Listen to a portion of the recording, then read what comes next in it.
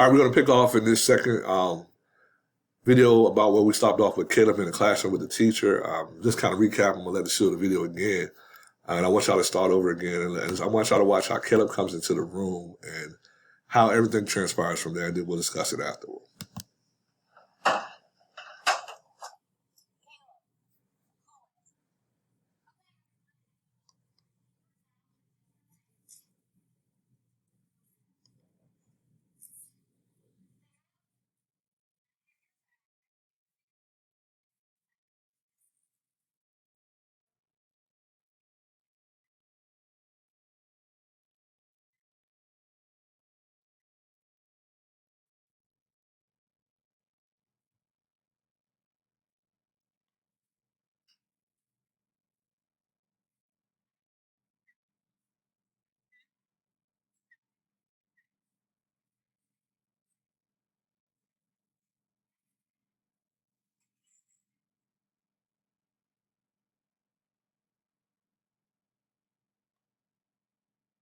All right, let's talk about this. All right, Caleb came in visibly upset. So that's the first thing.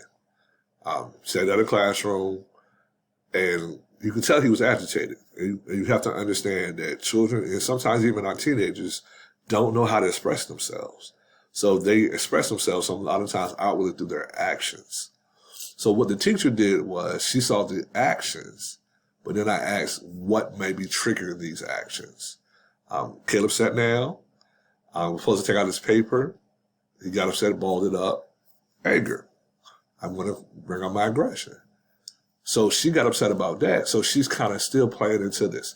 Caleb, you're not going to be disrupted to my classroom. Caleb, you're going to follow directions. Caleb, pick up that paper. Did Caleb not pick up the paper? Caleb got up out of his chair, walked around, picked the paper up. Instead of her saying, okay, he's complying, let me move on to something else, get the class started, and then come back to find out what's going on with Caleb, Caleb became the focus of attention.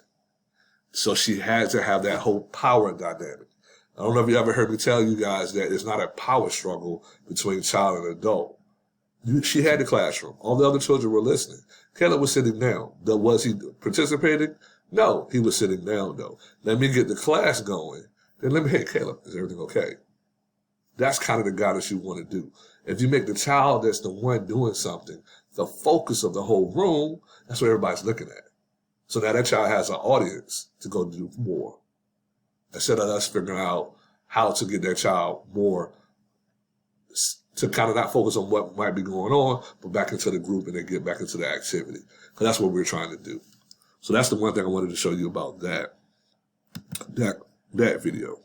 Next video I'm going to give you guys. We're going to go here.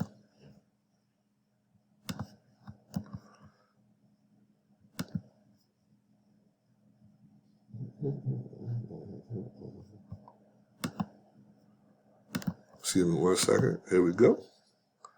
And I want you to listen to this and tell me what you think.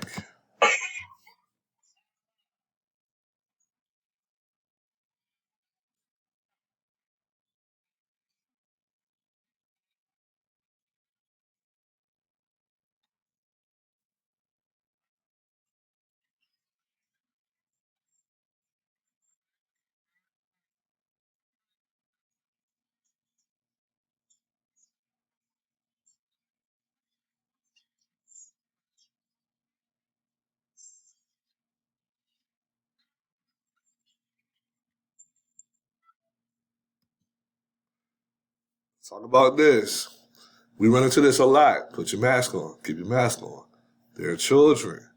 Children wearing masks. We as adults don't want to wear masks. Do you think it's easy for children to wear masks? No, it's not. So we must understand that we have to just prompts. Hey, put your mask on. Cover your nose. It's not a situation when these become a power struggle where right now all the girl wanted to do was get some water. Hey, get your water. After you get your water, remember to keep your mask up. You got to understand that, and this should be done privately, not in front of the whole entire class, that we don't keep our masks up, germs can be all around. But it became, I want you to do what I want you to do, and I want you to do it right now.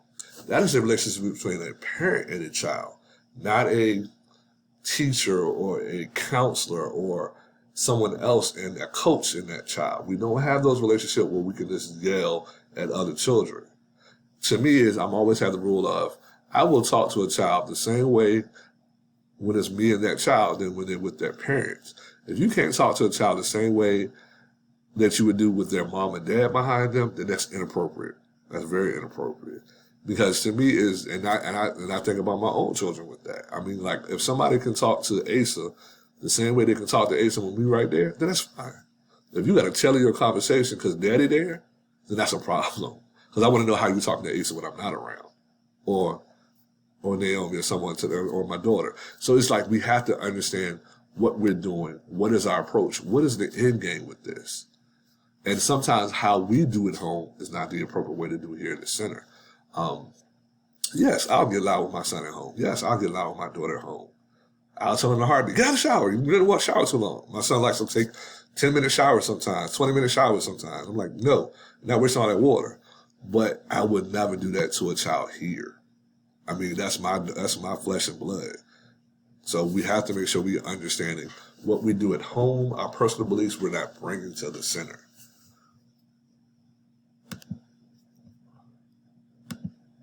This is one that I have seen personally, similar things we've done at the center. I've seen staff members try to do this with children here, and I want y'all to listen to this and see, and to be very how utterly ridiculous this teacher sounds in this situation. And I'm your teacher today.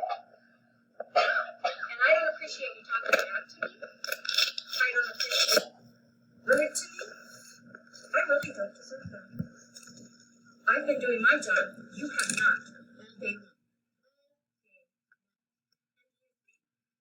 Burst out again. Said whatever you said. They're being annoying. It's annoying. Whatever. Do you think that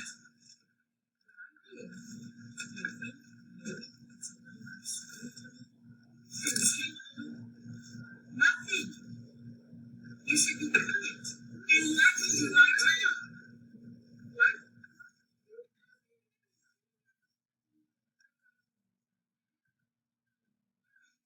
I'm just saying. Now, notice I want to see that he even had his peers saying, yes, the story he's saying is the truth. They were all around him. Did the teacher take that into account at all? Any kind of, okay, I understand. Okay, I can see that something might have happened. No, it was a focus on that student and what she wanted that student to do. Whatever. You said the word annoying. Whatever, tell somebody you're dismissing what they're saying. That is something nobody wants to be dismissed when they're talking. I'm reading a book and you're disrupting it.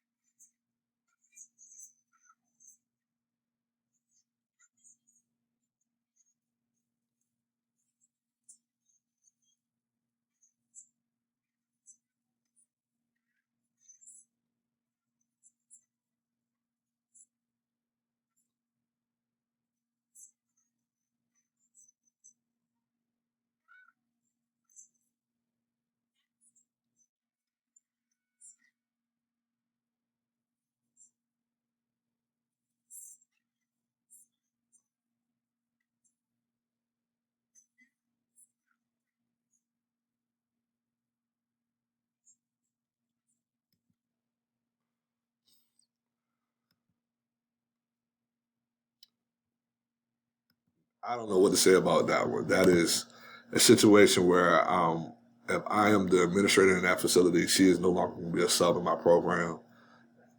She didn't have any kind of techniques to kind of bring a situation down. I mean, something that we all need to understand is that when things get escalated, we need to be the calm in the storm to bring it down. We don't need to be the fuel to the fire. As administrators and as child and youth professionals, we need to be able to show we can take a situation and de-escalate it more so than bring it up. So we have to understand that sometimes we do have triggers. Sometimes we don't feel like, hey, children can say what they want to say to us. Some people can do different things. Like I have one of my pet peeves is I want children to look at me when they talk. Eye to eye. That's something I was taught. However, I have to be careful because in some cultures, children can't look adults in the eye. So if I'm requiring that here, but if they go home and that's a no-no, what am I teaching that child? What am I saying to that child? So we must be careful about how we do certain things and how we approach our children. We've had a lot of different things happen in the last couple of weeks that has been alarming. That's why I really want to have their training. And I want to make sure everybody understands. No raising voice tones. If I can hear you in my office, you're too loud. Again, if I can hear you in my office talking to a child, you are too loud. Second thing, we are never belittling children. We're never putting children in a situation where they're being belittled or humiliated in front of their peers. If you have to have a conversation with a child, have it in private. Nobody, not one staff member wants me to call or Miss Shalana or someone to call them out about anything they're doing. If we were in a staff meeting and I called you out about you having been habitually tardy, you would have a problem. So you should not call children out inside of your classroom or even on your bus in front of their peers. Everything should be done in private. When I have an issue with a staff member, I talk to them in private behind closed doors. Second thing, please ensure that when you talk to a child, you're talking to them about something that's relevant to right then and there. We're not bringing up things from yesterday or before. Like, oh my God, you've been doing this for the last couple of weeks. For a child, every day is a different day. That should be your stance. Every day is a different day. You should be trying to say, okay, hey, when this day is over, it's going to be a different day tomorrow. And I'm going to build off of your positive for the day. Hopefully we can take that into tomorrow. That should be what we're doing as far as guidance techniques. We should not be saying, well, this child has been doing this for the last couple of weeks. Who's keeping tally on this? If they've been doing it for the last couple of weeks, what are you seeing? Show me your observations. Show me what techniques you've been doing to kind of help try to stop this. It shouldn't be a situation where all we're doing is just observing, reporting. What are we doing to intervene in the situation? Are we calling? Do we need to call KID? Do we need to have a trainer come in and observe? What are we doing to help this child get through whatever they're getting through? Because every child goes to me, and I don't know if you guys were, I know this for me as a child, it's a continuum. It's kind of like a roller coaster. It's up and downs. Sometimes I'm up, sometimes I'm down.